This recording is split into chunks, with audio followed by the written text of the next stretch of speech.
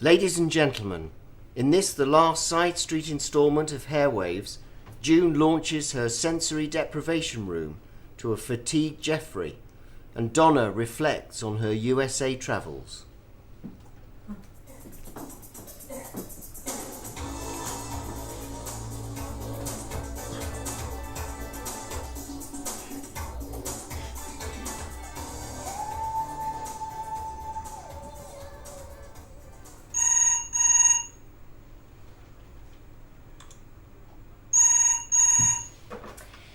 Hello. We're not a knock-through terrace house in a side street that used to be a hairdresser's. We are a salon. My name's June. How can I help you? Oh, yes. Everybody feels at ease the moment they step into June's salon. I spray the nets with dog appeasing pheromone spray. Neurologically, we're not really that different. And ever since, I've had no trouble. My new realistic salon mission statement is not to provide runway-ready hair, but to provide Princess Parkway-ready hair. It's the main transport artery into Manchester Fort. Think about it. Security-wise, we're all CCTV. So do try and dress it up a little and perhaps get your hair done before you make an appointment. Yeah, well, something a bit more tailored than a tracksuit. I mean, I make exceptions for Donna, because she has problems with buttons and some metal acrylic zips. Funny really, because she can construct a roll-up with one hand whilst on the Moby. All takes place in a beautiful back-to-back setting. If you sit in chair 3, you can take in all the A6 action. If you're looking for a place to search and rescue your very own individual style, with plenty of exposed brickwork and electrical wiring, sip on a pint tankard of Lamborghini, let yourself go, licking out a walnut whip, safe in the knowledge that the knowledge behind the chair is truly knowledgeable. June, I think it's really too much fat off this thigh. I feel faint. I'm on the phone, Donna! Swap it over. Hold those two wires together and grit your teeth. We're on the upper west side of Stockport Road. International stylist? Oh yes, well, Kellyanne, my junior stylist, is in Thailand on a hairdressing fact-finding field trip convention at this very moment. No, I won't book you in with Kellyanne just yet. We don't know whether it'll be weeks or years till she comes back. Yeah, loving it out there. Oh, and if you're after full head hair highlights, bring your own tin foil. I used the last on an Oakham corn fed, and I'm not recycling again. Well, Donna said she found a chicken wing in a retro rolled fringe. Luckily, Donna just ordered some fries and got stuck in. Oh, no, she found half a pound of kebab meat in a belly button once, yeah. Good day.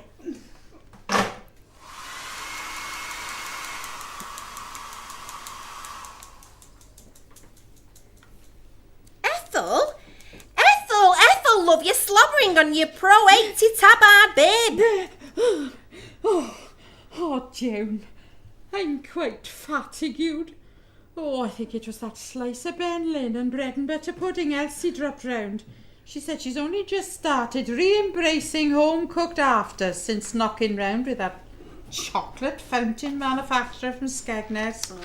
Oh, you know, the one that lived in the big house that was the size of a small hotel and enjoyed deep-sea fishing, but had a very light rod. Oh, yeah. She went on that dunking mini break to the Isle of Man with him. Or was it the Isle of Dogs? Anyway, dipping all her food, including cooked dinners, in melted chocolate. Didn't last. It was a novelty relationship. Ashford Court Day Centre finally got the chocolate fountain, but what with cutbacks, they couldn't afford the chocolate. Shame. But it did come in, though, for communally soaking dentures. Smashing. There were a few slip-ups, as you can imagine, but wearing somebody else's teeth for the day can be an entertaining and bonding experience. Yeah, it can. It did bring some of the residents closer. A few of the relatives thought their mothers had had a stroke because their face had slipped and they couldn't speak properly. But that's nothing to a highly trained care assistant. If you've got one on the payroll, that is. Yeah. Oh, but Florida was brilliant, right? Because there's loads of culture in that. You know, we went to this medieval dinner and tournament, right, which was dead brilliant. So what they did, right, was a joust while we were having an authentic medieval tea of game and soups and fizzy pop products. I mean, he did well in them days. The chicken was weird, it had bones in it and stuff. I know it was supposed to be medieval, but they could have done nuggets. I mean, there was also this thing, right, and it had, like, herbs and skin on. I've never seen nothing like it. Turned out to be a potato, some old-fashioned vegetable. I mean, we're dead lucky now, because we've got chips, which have replaced them, so you don't have to dig them up no more, which is brilliant. Yo, what's up, dog? Give me a high five. Austin! Are we full? Are we full? Are we full? Are we full? Where's that voice coming from, June? Oh, that'll be Geoffrey over the PA tannoy system from the isolation, sensory deprivation, rejuvenation tank room place. Have you done up the outside carsy then? Kazi. Toilets. Outside! Oh, tut. You don't know you were born. It's no longer an outside toilet, Ethel. It's a detached outbuilding. A sensory rejuvenation room.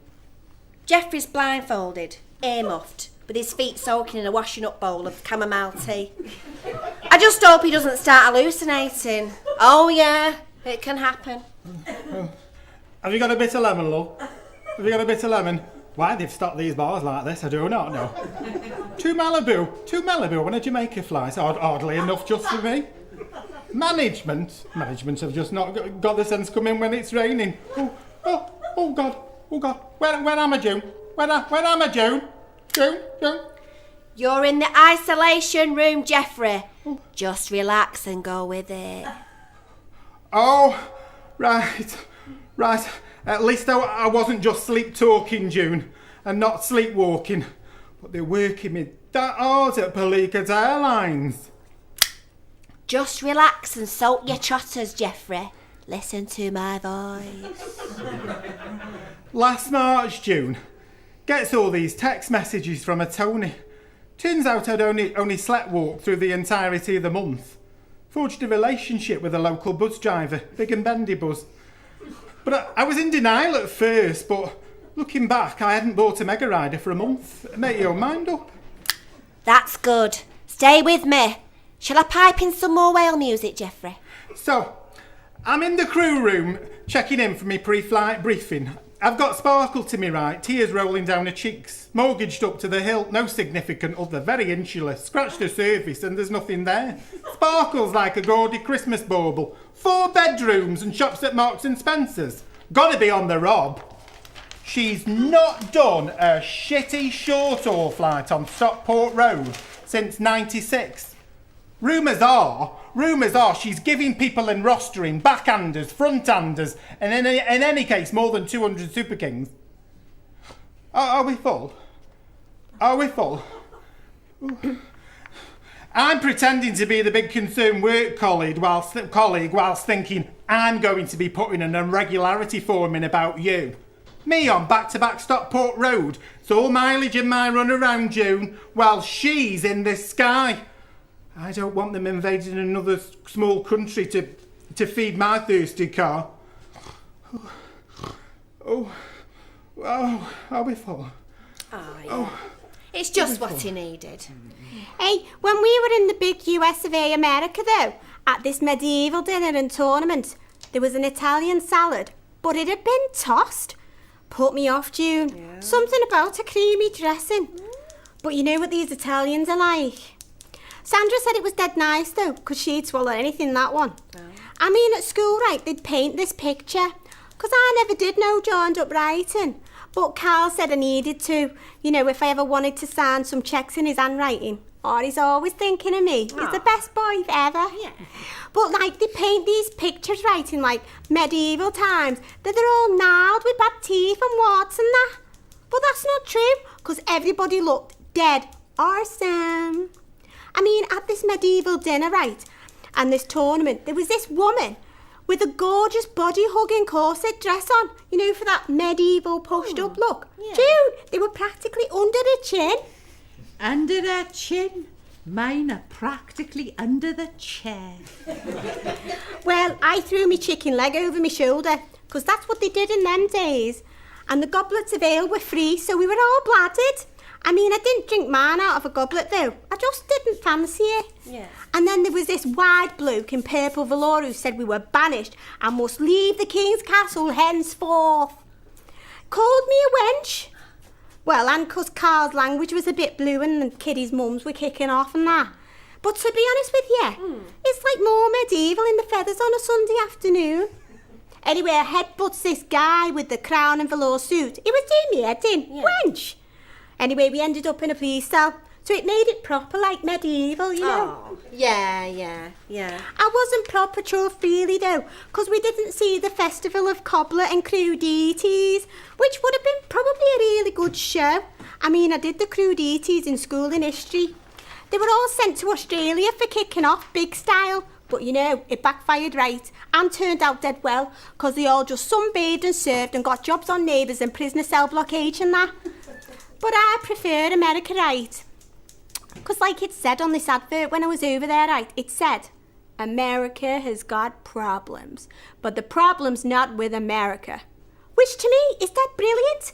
'Cause like the counsellors at school and that, they used to say I'd got a lot of problems, but when I was shoplifting and getting off my head and being aggressive, they weren't my problems, June, they were other people's.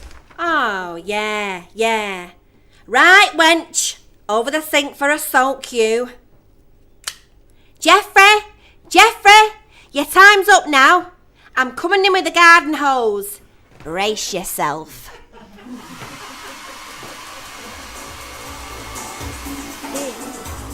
Put your hands together for Hairwave 6.